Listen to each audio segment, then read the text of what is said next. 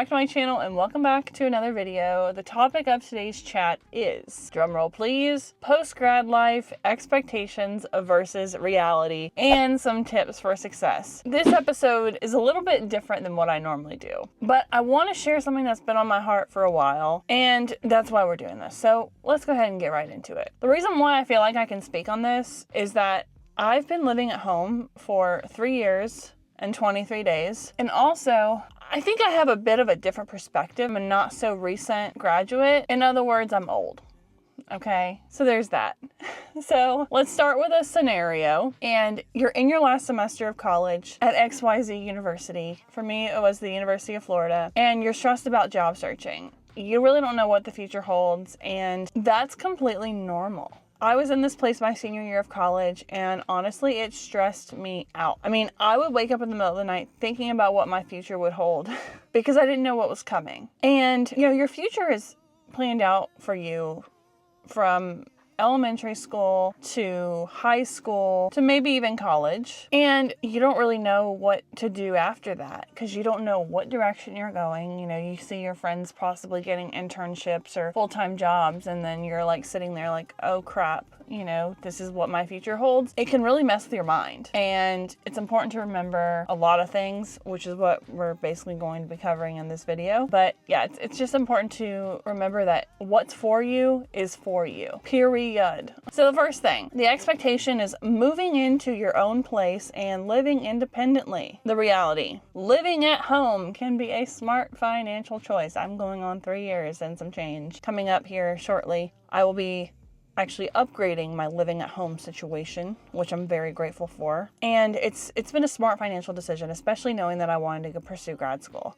You either live at home or you save up enough money to buy a house. That's how it works in our society, in our American dream. You know, most of us envision moving into a place right after college, but the reality is living at home is a smart financial decision, especially in today's economy. It's important to remember that everyone's journey looks different, and there's no shame in living with family while you save money, pay off loans, or get your career off the ground. So I say all that to say, do not be afraid to move back home, or in another sense, stay in the same place where you are until you figure out where you're going to go. So this can mean staying in an apartment with your roommate or getting a part-time gig in your college hometown until you figure out what's next. My first job was a bank teller, and it was part-time. It lasted about 3 months, and those 3 months gave me some time to apply to other full-time roles. And then I landed into the industry I'm in now, which is the legal industry. Those 3 months also gave me a time to apply for grad school, and I knew I wanted to pursue that. So that's why it was important to me. And now look where I am. I'm in grad school. Number 2, expectation, having it all figured out. The reality, it's okay to figure things out as you go. After years of structured education, it's natural to expect that you'll have your life completely figured out after college, but adulthood is full of twists and turns and the unexpected twist. And it's okay to not have all the answers immediately. So embrace the journey, take risks, and be open to new opportunities that come your way. So on the subtopic of having it all figured out, I want to discuss health insurance and automobile insurance and how to navigate that, because no one ever talks about that. Here I am talking about it. So one of the things I did when I was 24 is I made a decision that I wanted to get off my parents' car insurance. I was already off their health insurance because I had health insurance in my job, and I was already paying my portion of the premium starting with, you know, when I started working full time. And 2 years of working for a personal injury attorney taught me that I needed to ensure that I had uninsured motorist coverage on my policy, and as well as bodily injury coverage, because believe it or not, in some states, especially in Florida, that's not actually a legal requirement. So how exactly do you get car insurance?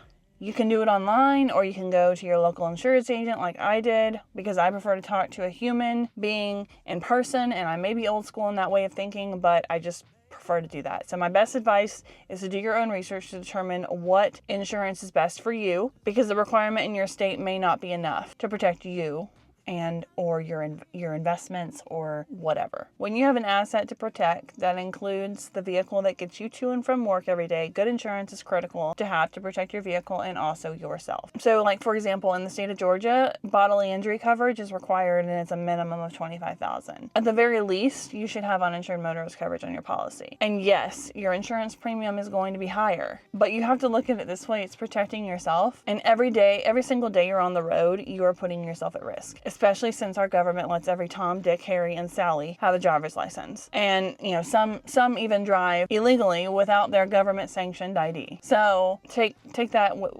information with what you will. Ultimately, it's up to you to protect yourself because no one else is going to. I'm actually happy that I'm seeing like more driving school vehicles on the road lately because some people don't know how to drive.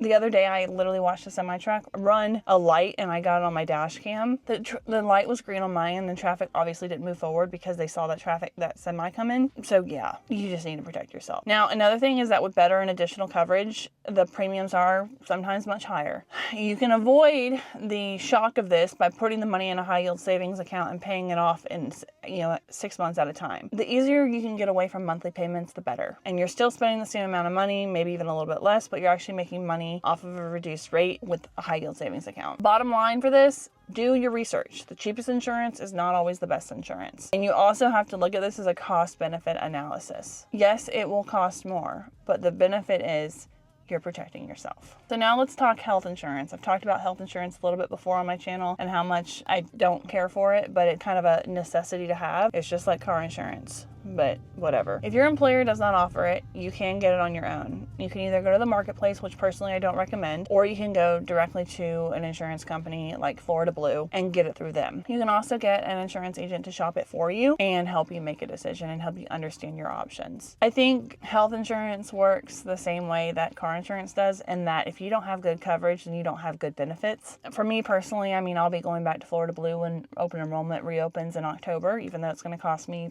a lot more. I pay about $375 a month right now. Yeah, I don't care for it, I'm gonna be honest. But the reason I'm going back to Florida Blue is because they don't require you to have a withdrawal out of your bank account, and I just don't care for that at all. Like, my bank account is my bank account. I will write you a check or put it on a credit card, but at least give me some benefit where maybe I can get like 2% back on the $375 every month. To be honest with you, health insurance and car insurance is not really something to mess around with. And you do not want to skimp out on yourself with health insurance. And because a lot of times you see companies offering like lower rates or insurance brands that you've really never heard of or don't really see commercials for. Yeah, don't go with those insurance companies because you really need to make sure that you're apples to apples. Another thing that I should include here is saving for the future, and that's setting up a 401k or high yield savings account. This is something I didn't really do until the last 2 months that I was working at my last job. And honestly, I didn't feel like I was making enough money to contribute to a retirement fund.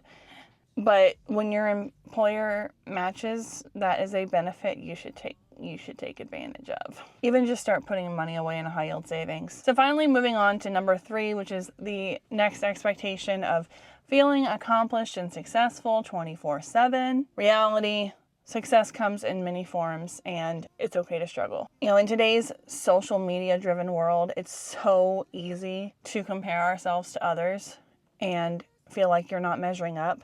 But the reality is success looks different for everyone, and it's okay to struggle along the way. I mean, look at me. I've been on YouTube for 5 years now and I'm still not monetized. I mean, any ads you're watching on my video are because YouTube puts them on there and doesn't pay me a cent. Which, by the way, if you're watching and you see an ad for healthcare.gov, go ahead and click skip ad. Back on topic now. Basically, what's that saying? Comparison is the thief of joy. Your friend Sally landing her dream job at an agency in New York is not a reflection of your failure because you couldn't get the job in New York or couldn't afford to move to New York or whatever. A big thing with post-grad life is moving to the Big Apple. And if you can swing it, great. But if you can't, don't worry about it. I mean, there are plenty of other great cities across the United States, and even it doesn't matter. You can stay in your home city. I mean, but let's be honest too. Have you seen the cost of living in New York or California? I think we can all blame Gossip Girl for this because, I mean, in 2008, it was 2008 when Gossip Girl came out. And so I was maybe 9-10 years old and, dreaming of the Upper East Side. Yeah, I would have loved to move out of Jacksonville or even stay in Gainesville, but I had to look at the circumstances when I graduated. And those circumstances were that the places where I interned were not hiring.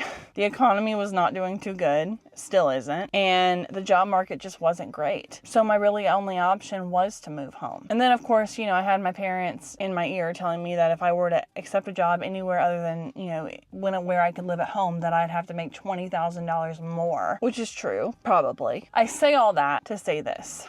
Celebrate your victories, no matter how small. And remember that setbacks are just temporary roadblocks on the journey to achieving your goals. So there you have it. Some expectations versus realities for surviving post-grad college life.